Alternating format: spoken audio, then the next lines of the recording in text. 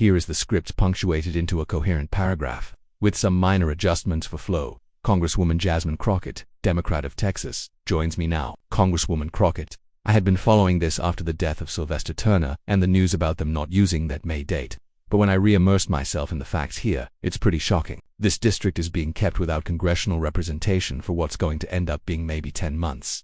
Actually, it may be very close to a year by the time all is said and done. What most people don't realize is that, number one, we lost 3 Democrats since Donald Trump was sworn in, and it was actually Sylvester Turner who unfortunately passed away first. Yet, it is his seat that is actually going to be filled last. Just think about that for 2 seconds. You just talked about Representative Grijalva or Representative-elect. Since she's not sworn in, let me clarify that. Christian Miney, who is currently the acting county attorney in Harris County, actually started to make some noise. He came to D.C., he talked to leadership here, and he decided that if need be, he was going to file a lawsuit to get Greg Abbott to actually set an election. And now we do have some parameters. But when I say he is slow-walking this, I mean he is slow-walking it, and it is so sad. I don't know how anyone in the 18th Congressional District can even find themselves voting for a man that would leave them without representation. We know that once you are sworn in, you then have to deal with constituent services. You've got to make sure you're dealing with whoever needs help from the IRS or Social Security. As we are about to go into obviously tax season,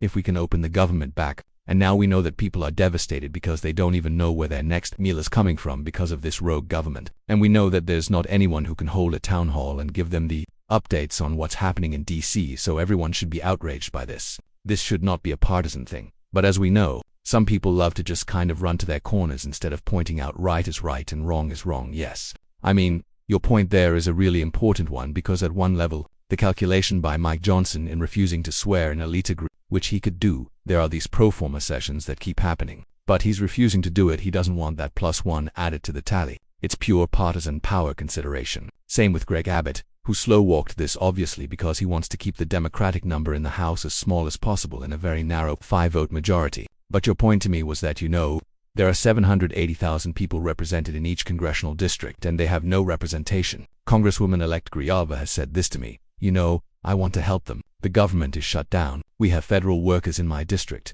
The idea that you just don't get to have a congressperson feels profoundly un-American and anti-democratic to me, absolutely. I mean, the idea that and Representative-elect Grijalva is in a very unique situation because in this moment, those constituent services should still be going, at least for the 18th Congressional District. But once there was someone who was elected, everything stopped for Representative-elect Grijalva, right? So now her constituents literally have absolutely nothing. There's no staff that can do any work. They have her to say she's representative-elect, but there's nothing she can do. She can't log into systems. She barely is in an office.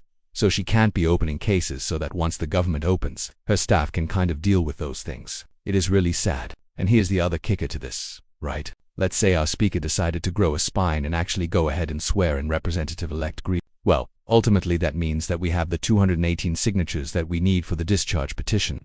But since we still aren't in session, it's not like a bill can come to the floor. We have no bills that are hitting the floor anyway. So ultimately, those two things are going to happen at the same time no matter what. So right now, why don't you at least try to look like you're serious about your job and look like you are doing the work of the people and not look like a petulant child and swear her in? Because at the end of the day, since you've decided to avoid having us in session, we can't take a vote on a bill anyway. Yes. And the other thing is, just bring back Congress into session. I again can't figure out. It's very hard to tell because he does these press conferences every day, sort of hits talking points, says that he hasn't seen anything in the news, blames the Democrats what the position is. He doesn't want to bring you back from recess because then he has to swear in or he doesn't want to swear in Grijalva because he doesn't want to bring you back. I don't know. But the point being, it's 9 weeks now? 1/10 of the term she was elected to will have been spent on ice because Mike Johnson doesn't think anyone in the House of Representatives should work. Yes, it is absolutely astounding. And I want people to pay attention when you go and you hit those booths come the mid. Think about which party decided that it was okay to literally be on vacation while it is.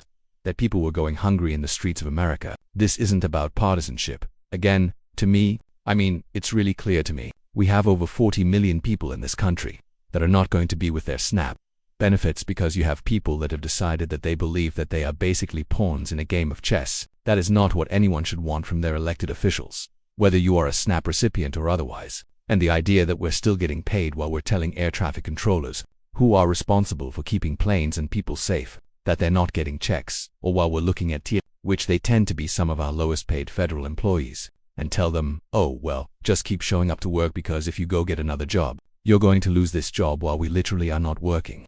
Make it make sense. And ultimately, I need everybody to just vote in their own best interest. Congresswoman Jasmine Crockett, thank you very much.